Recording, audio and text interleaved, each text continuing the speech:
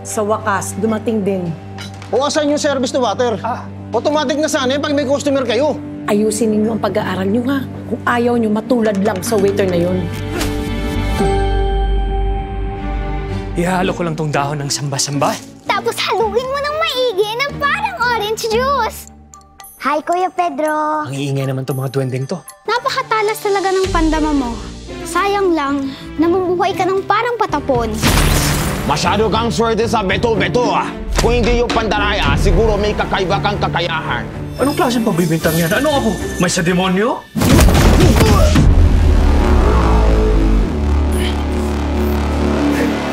Sa'yo ba to? Akin yan ah!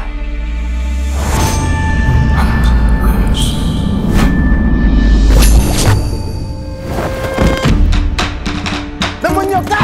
Namunyo ka!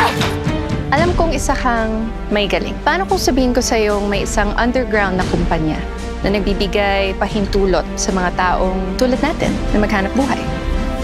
Okay ka lang? Anong klaseng tanong yan?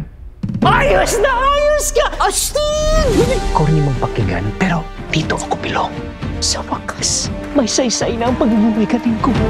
Tapos na ang mga araw ng mga may galing na nabubulok sa nayon.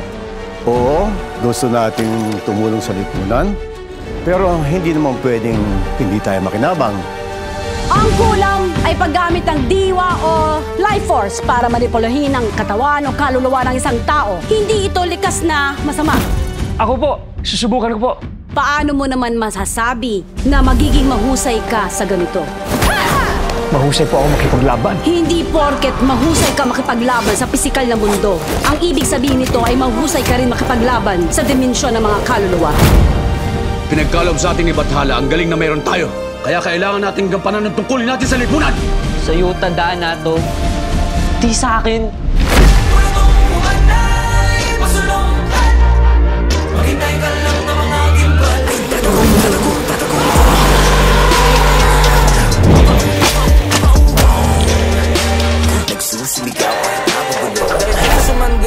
Di papakutsa, di